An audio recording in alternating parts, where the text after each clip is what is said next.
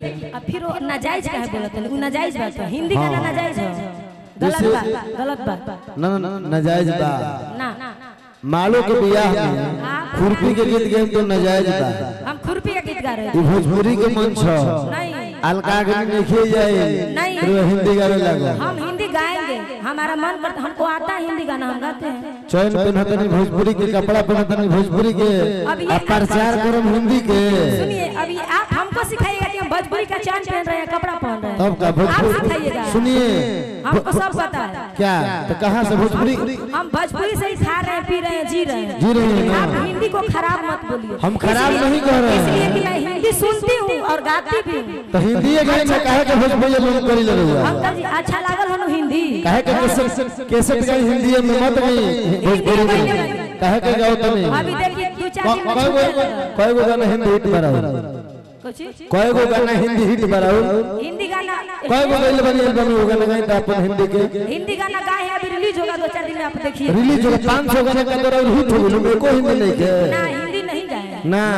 भोजपुरी के कहते हैं कि भोजपुरी में लोग कॉपी करते हैं नहीं के विदेशिया नाटक में कोई गो हिंदी गाने का कॉपी बा बहुत सारा। देखिए विदेशिया नाटक में बोल हुए नहीं, विदेश का मैं बात नहीं करता, विदेश का नहीं, विदेशिया नाटक में भिखारी ठाकुर के नाटक में कोई गो हिंदी बोलिए। मैं नहीं मानूं भोजपुरी को मैं हिंदी गाऊंगी। हेलो हिंदी का कॉपी करते हैं लोग, भोजपुरी ये मानना पड़ेगा। भोजपुरी में सुनिए जब सब अभी गोलू राजा जी गाए ना, एक बात गोलू राजा जी सुनिए, गाए ना गाना, आप गोलू राजा के उठा के र्यूमर मत खड़ा करिए। सुनिए बात, नहीं उनसे पूछिए, नहीं नहीं हम पूछना चाहेंगे।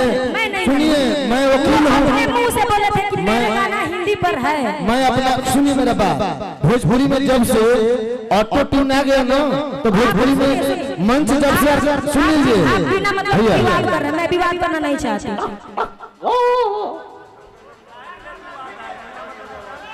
हाँ हाँ हाँ बोलिए।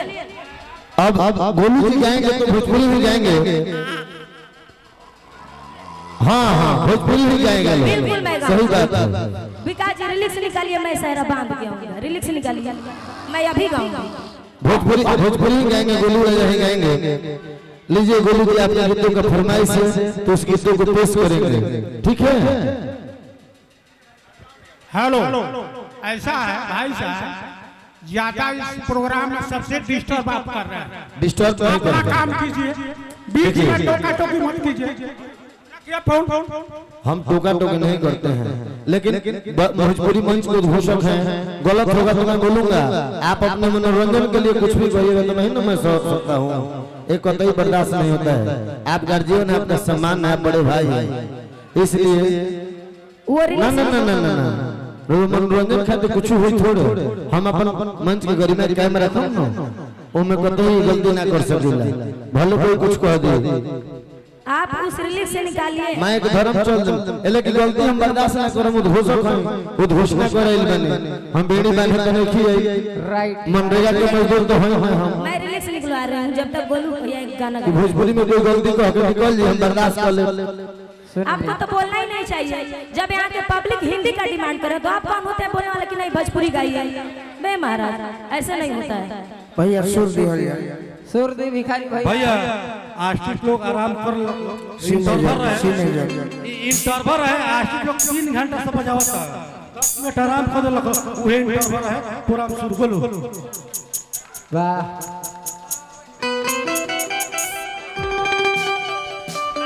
सिंकी हो कि निंदिया है राय भुलाइल बचना। ओह क्या बात है, नैना भइल दगाबाज हो। मेरा नैना सच में दगाबाज है। आपकी आंखें देखकर मैं गा रही हूँ कि निंदिया है राय भुलाइल बचना, नैना भइल दगाबाज हो। कि लागे लायब ता कर जवाब पे हमरा, कर लगल केहू राज हो। कि 4 ही दिनवा के बाटे अंजुरिया, फिर तो अमावस के रात हो। हमरा तयाइल समझ में बतिया, दिलवा के नहीं खे कि खोता के घर बनाई के उड़ जाइबू मैना के घर बनाई के उड़ जाइबू मैना अखिया से इंडिया उड़ाई के लगाई जाइबू मैना अखिया से इंडिया उड़ाई के उड़ जाइबू मैना उड़ जाइबू मैना हो उड़ जाइबू मैना उड़ जाइबू मैना हो उड़ जाइबू मैना खोता के घर बनाई के उड़ जाइबू मैना खोता के घर बनाई के उड़ जाइबू मैना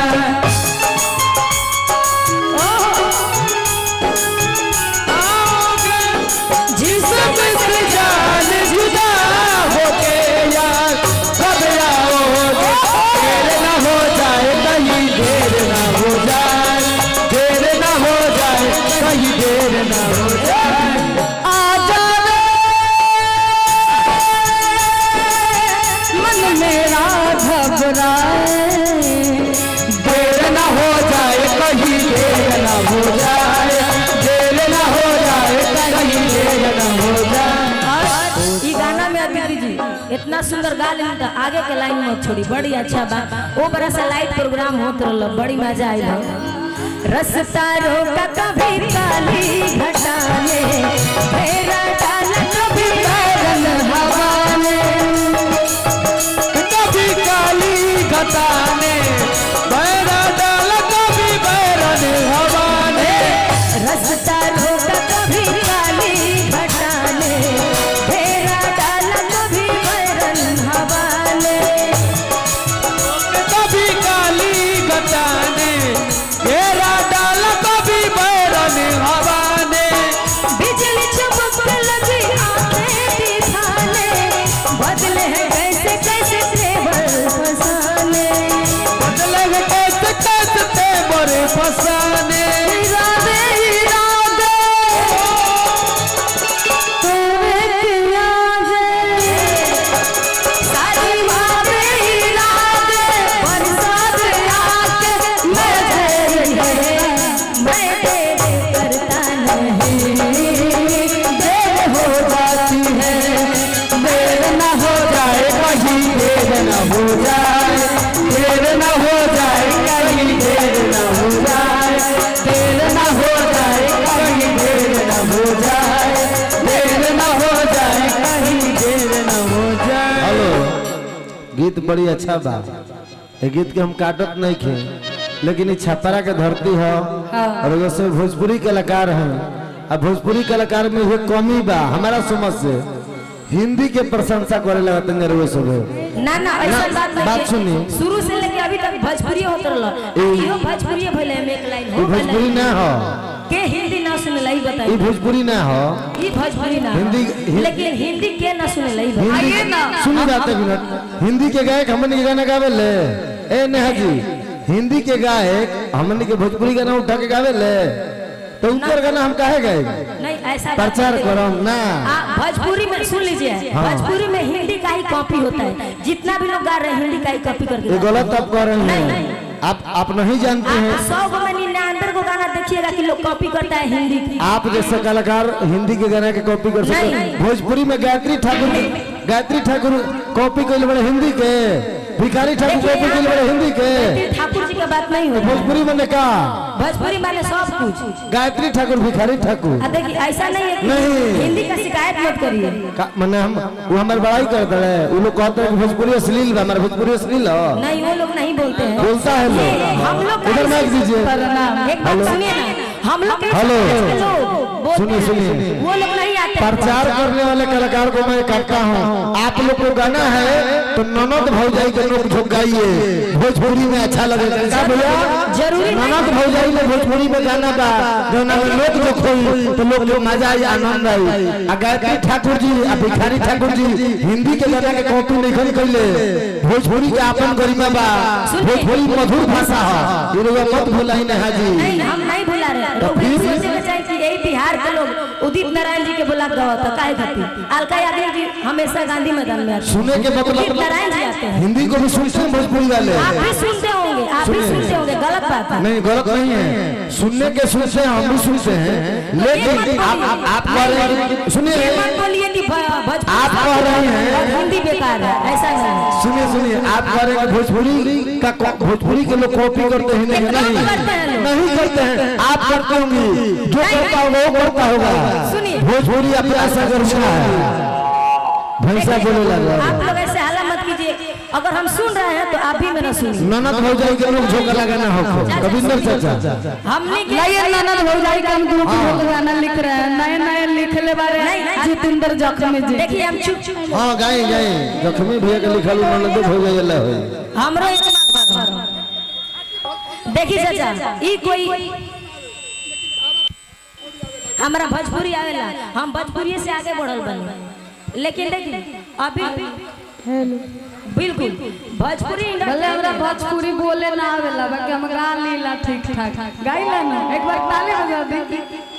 हां कहावत कहल गइल बनो कि लिखिया पढ़िया कोनो भाषा में, रहिया चाहे मंसूरी में, लेकिन बात करिए भोजपुरी में। जितना भी भोजपुरी के मत भूला। भोजपुरी फिल्म आवता सब में हिंदी का कॉपी रहता, उठा कर वो देखी सब में कॉपी रहता हिंदी के। लोग का कही और कोई स्टेज पर गावे खातिर होता नु उ पहले हिंदी शुरुआत करता, ओकर बाद भोजपुरी ओकरा के कन्वर्ट करता। का बताइएगा आप? हो गया लोग भोजपुरी हिंदी हाजी जाओ ना मंच पर हम घोषक रहले अपना बोले दिला, प्रचार ना करे दे। बोले हम भोजपुरी से बढ़ल बने तो भोजपुरी के मान सम्मान रखो।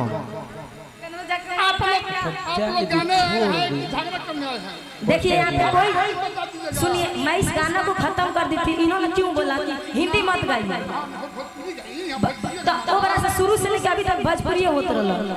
अब भोजपुरी में हिंदी हम गौनी है। ए भाई ये लोग बड़ा मुस्कुराते हैं। चलो पूरा भोजपुरी हिंदी का कॉपी करता हम हिंदी ए नहीं नेहा गाएंगे। जी आप मेरे सखी बन जाइए, आइए ना। यहाँ पे जितना लोग हैं इसमें से 100% में 99% लोग हिंदी सुनते होंगे। सुनते हैं कि नहीं? एक बार हाथ उठा के बताइए, सुनते हैं कि नहीं? ये लोग कहता ना भोजपुरी बड़ा मार मारे। चलिए ठीक बा। कितना लोग हिंदी गावही ना आला स्टेज पर, तो का गाई उ भोजपुरी में जाएगा। हमने भोजपुरी गाई, तू हमारा सखी हम बन जा। अभी जितना हम ये गाए दी तब कोड दी, अब कुछ ना सब अभी तर सखी नहीं तर भौजाई है या तू ननद हो अब गाव। हम नहीं गाएंगे ननद लगा, हम अपना गाना गाएंगे। हम मेरा जो हिट है मैं वो गाऊंगी, अभी सब भोजपुरी गाएंगे। ठीक बा? लोग के हिंदी गाए ना आला स्टेज पर, तो कहां से गाई? कितना लोग परफेक्ट गावही ना आला, भुला जाला। ए नेहा भोजपुरी में डूबल बा कि कितना सुंदर लागतारू सजल